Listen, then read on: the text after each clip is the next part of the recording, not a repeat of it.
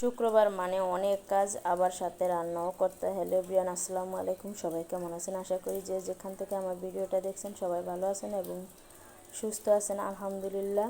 এই তো সকালবেলা মেয়ের জন্য কলা নিয়ে আসছে, আর ওরা সব কলা খেয়েও নিয়েছে। দেন এখানে অল্প কয়টা ছিল, আর আমি সেটারই একটা ভিডিও ক্লিপ নিয়ে নিয়েছি।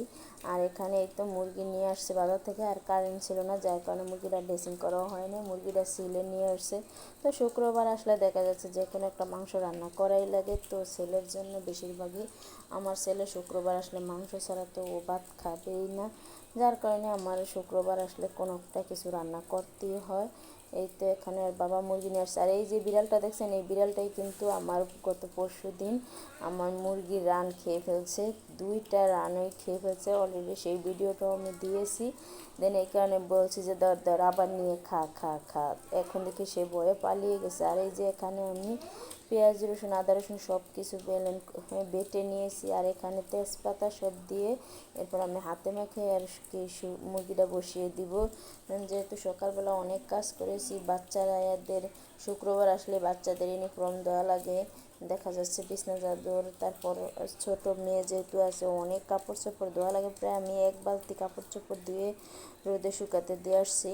আর এখানে এই তো এরপরে হাতে মেখে মাংসটা বসিয়ে দেবো, যার কারণে আমি পেঁয়াজ রসুনটাও বাটা দিয়ে নিয়েছি, আর আদা রসুন সব কিছু বাটা দিয়ে নেই। আমি দেখা যাচ্ছে জিরার সাথে সব রকমের মশলাগুলো কিন্তু আমি বেটে নেই, আর শুধু তেজপাতা আর দেখা যাচ্ছে যে দারচিনিটা আমি দিই, আর সবই আমি বেটে নিই। তো এরপরে যে তেলটা দিয়ে দিলাম, তো তেলটা দিয়ে আমি আরও ভালো করে একটু মেখে নিব।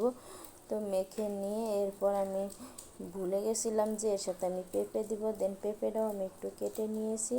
তো পেঁপেটা কেটে এরপর যেহেতু এটা ব্রয়লার মুরগি, তো ব্রয়লার মুরগির তো সাথে সাথে দিতে। আর এই যে পানিটা দেখছেন, এটা কিন্তু আমার মশলা বাটার পানিটা, ওই পানিটা কিন্তু আমি ফেলে দিই না, ওই পানিটাই উপর থেকে আমি তরকারির সাথে দিয়ে দিই। আর এই হচ্ছে এই যে পেঁপেগুলা, তো এই পেঁপেগুলো আমার বাড়িওয়ালা খালা দিয়েছে, তার গাছটা উঠলে পড়ে গেছে। দেন ওই পেঁপেগুলাই নিয়ে আসছে, আর পেঁপেগুলো কিন্তু খুবই মিষ্টি এবং ভালো। তো এই তো পেঁপেগুলো আমি দিয়ে আর একটু ভালো করে মেখে নিলাম। দেন এরপরে যে আমার মাংসটা কষানো হয়ে গেছে। তো আমরা কিন্তু ব্রয়লার মুরগিতে বেশিরভাগই জালটা একটু বেশি খাই। তো ব্রয়লার মুরগি দেখা যাচ্ছে জাল কম হলে খেতেও ভালো লাগে না। তো এই কারণে আমি সবসময় জালটা বাড়িয়ে দিই, আর জালটা বাড়িয়ে দিলে আমার ছেলে মেয়ে সবাই কিন্তু খুব ভালো করেই খায়। তো এই যে মুরগিটা আমার কষানো হয়ে গেছে, দেন এরপরে আমি দিয়ে দিছি একটু পানি। তো পেঁপে দিয়ে কারা কারা মুরগি খান অবশ্যই কমেন্ট করে জানাবেন। মুরগি হোক বা গরু বা হাঁস, সব কিছুর সাথে কিন্তু পেঁপেটা দেয়। যার একটা টিপস আপনাদেরকে দেই, গরুর মাংস যখন দেখবেন যে সেদ্ধ হয় না, তখন কিন্তু একটু পেঁপে দিয়ে দিবেন, দেখবেন মাংসটা খুবই তাড়াতাড়ি সেদ্ধ হয়ে যায়। আর যদি আপনি পেঁপেটা ব্লেন্ড করে দিতে পারেন তাহলে তো ভালোই।